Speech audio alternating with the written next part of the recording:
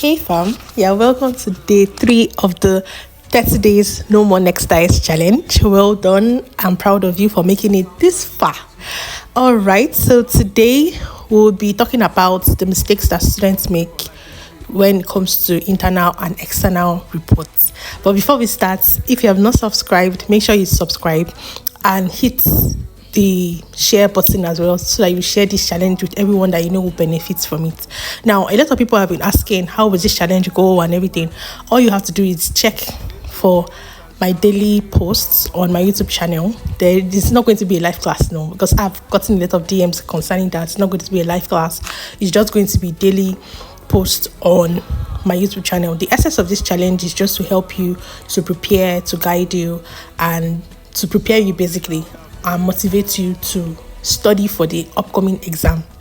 All right, let's go to the business of the day. So what are the mistakes that students make when it comes to internal and external reports? So the first one we'll talk about today is the fact that some students still include disclaimers in internal reports.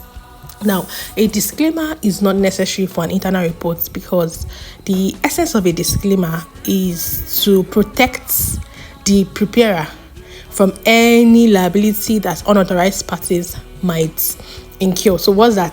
That's big English. Let's simplify it. A disclaimer is just saying that we would not be responsible for any problem. And the reason why we put that in an external report is because, from the name, it's an external report. It's going outside the company, and we cannot really control who comes in contact with it. We cannot tell our client, don't show anybody. Anybody can see. The client can decide to publish it on their social media pages and all of that. So we cannot really control who would see it. So we have to put a disclaimer there, such that, but the essence, let me just say like this, we have to put a disclaimer there because the essence is just to protect ourselves. So we're preparing the reports, and we're saying any other person that sees this report and then makes use of it and incurs any loss will not be held liable. So we're just protecting ourselves against unauthorized parties. But an internal report is supposed to be confidential. It's not supposed to go outside the company in the first place. It's company's confidential information. So we do not need it in that case. Do you understand? So, but some students still put it in the internal report, the cover page of the internal report. You shouldn't do that. It's only required for external reports. If you look at the marking guide, you'll see that they actually emphasize it there and put it in a bracket that is for external reports only. Now, the second mistake that students make is that they actually think that, because they're writing an internal report, it's okay to use informal words. Now, look at this image on the screen. You can see that they specifically said avoid informal words, especially words like chat and text. And the truth of the matter is, in a real life setting, if you are writing an internal report, let's say you are working in the finance department and then the production department asks you to prepare a report. Normally, it's okay. Let's even be realistic. Even in a real world setting, a corporate setting, you still use the formal words. Don't you say, how far?